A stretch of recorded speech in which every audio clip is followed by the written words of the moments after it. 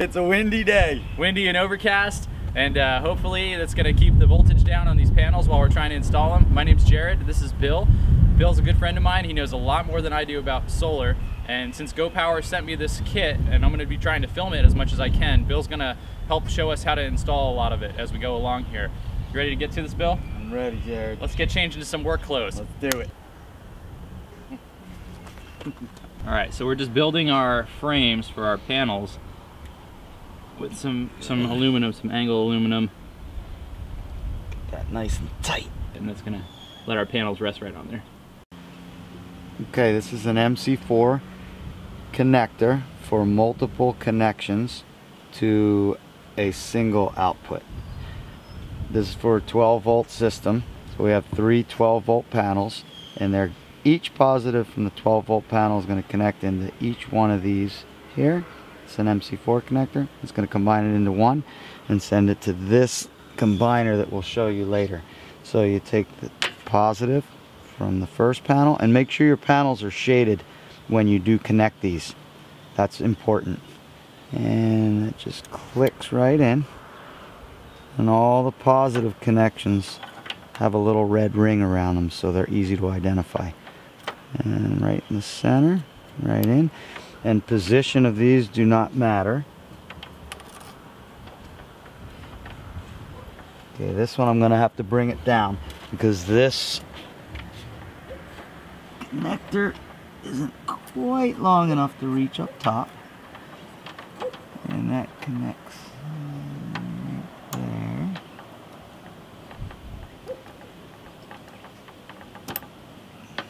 These are watertight connections. Okay, once all the panels are connected, make sure they're shaded before you connect the main line to the combiner. So that is positive ring. Just connect that together. You'll hear an audible click once that's all connected. And you can see we have the negative done right behind it there already. Same way. The negative's already done. So we're taking this combiner box and we're gonna anchor it into the wall so it's not in the water that pools up on the roof. Just so it's off the ground. So this is all the power from all your panels in both these cables. Okay, in these solar panels, this is the back side. This is a nice solid aluminum frame. There are already pre-drilled holes. Where we're gonna mount, there aren't any holes. We're going to mount the top and bottom, so we're going to drill a couple holes in here. Now you want to be very careful when drilling these holes, because if you punch through that aluminum into the panel, you're going to break your panel. So we would highly recommend that you put something behind that aluminum. So we're going to go ahead and drill the bottom of this aluminum now.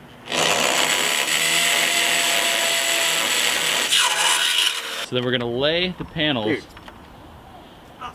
last but not least, onto these tracks, which we drilled. We're using just 1/4-inch bolts. Put that through the hole. And we're going to line that one up. Should fit perfectly. And we're just attaching these panels with wing nuts, so we can get them off if we need to quickly, if there does happen to be another hurricane that hits Puerto Rico here. Bill has a lot more experience with this than I do, and he explained to me how important it was to have spacing between the panels and underneath them, not just lay them on the roof, because they'll actually generate more power. So now we're on the inside of the house here, and we decided to put everything in a closet since I have children and we don't want them to get around the AGM batteries or have access to any of this wiring or be able to pull anything. We have the power inverter right here from GoPower, and we have our fuses and some of our battery wiring and our charge controller, and this is going to be pretty much what makes up everything that you need for this system on the inside of your house. So next we're punching a hole through the wall. This is a 12-inch long 5/8 masonry bit. We're going to use this to go through the block so that we can drop our wires from outside into this closet.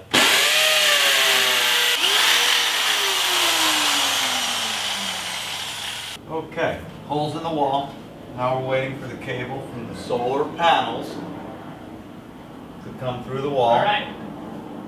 Cables are coming through from upstairs. Come on through. Here come the two cables. These are from the solar panels. That's plenty. The solar panels are shaded now. Although it's sunny out, they're shaded so there's no current coming through so I can touch this.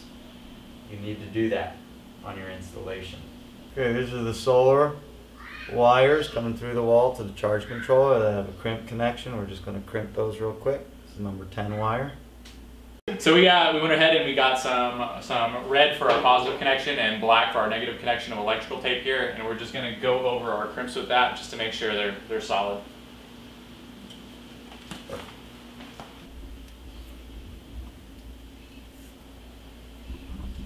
Okay, Go Power charge controller. We're going to wire this up to the battery. And on the back, there's a positive and a negative connection to the battery. This is the positive. I'm going to take the ring terminal and connect it to the positive and screw that down. Okay, positive's connected, and in the positive line, anything to the battery, you should have a fuse. So we have a 30 amp fuse in here. Now we're going to connect the negative. Negative terminal's right here. It's going to be the negative to the battery. We're going to put this on here, negative to the battery. Okay, we have the positive, red, and the negative. Though this is a green wire, it's coded in black for negative. That's to the battery, and we're going to connect the negative from the solar to the negative, and the positive from the solar to the positive on the charge controller. All right, so now we're going to go ahead and we're going to put the charge controller on the wall now that we got the positive and negative terminals from the panel coming to it and the wires ready to go to the battery from the charge controller. We're just mounting it right to the wall. That's that. Super easy. These are two 12-volt batteries. It's a 12-volt system.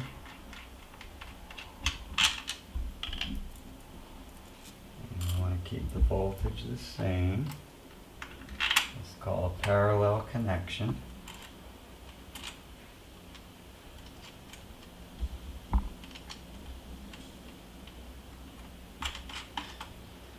And let's tighten those. You want to make sure these connections are real tight. And we're going to do the negative connection same fashion. 1/2-inch bolt washer. Through the terminal, washer, lock washer, nut. This is our multimeter, and we're going to check the voltage.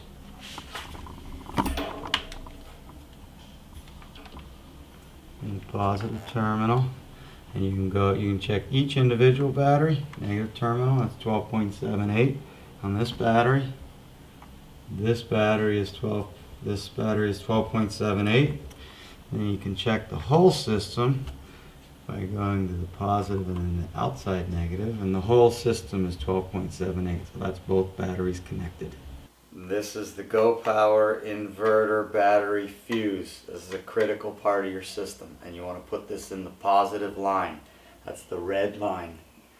So what you do is you pop the cover off and you take your line from your battery. Use a big hex key. That isn't included, so you're going to have to get one of these. Open the hex nut. Positive line from the battery goes in one end. Doesn't matter which end. Tighten that down. And all these connections, make sure you make very firm. Tighter the connection, the better. And then this end, still positive, goes into the other side. And you want these connections nice and tight. Tighter the better. This end comes from the battery, and this will have a ring terminal on the battery, positive side. And it's going to go to the inverter, positive. We're going to put a ring terminal on this and connect it to the inverter once we have that mounted. And then you can mount this on the wall. There are screw holes for mounting, or you can lay it flat and then put the cover on for protection. That's it. Whew, it's getting hot in here. So now we're gonna take the Go Power 1500 watt inverter here, and we're gonna mount it on the wall. We pre-drilled some holes. We're gonna hold this sucker up here, and mount it right there on the wall.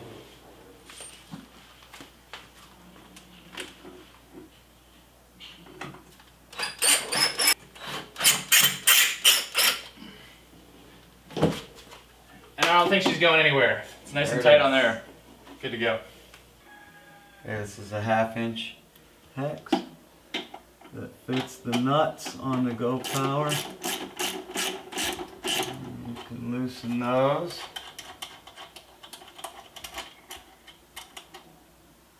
And there's a nut and a lock washer.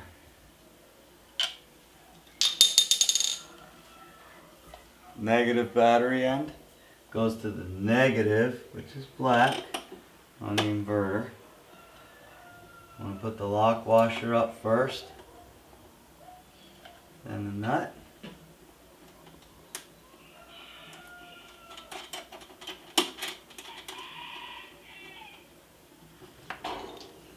Secure that. You want all your connections very tight. The tighter the better.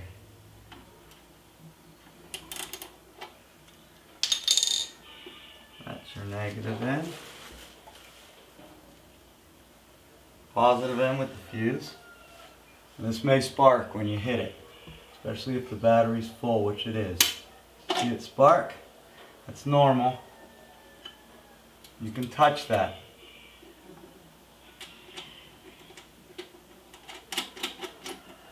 Screw that down tightly.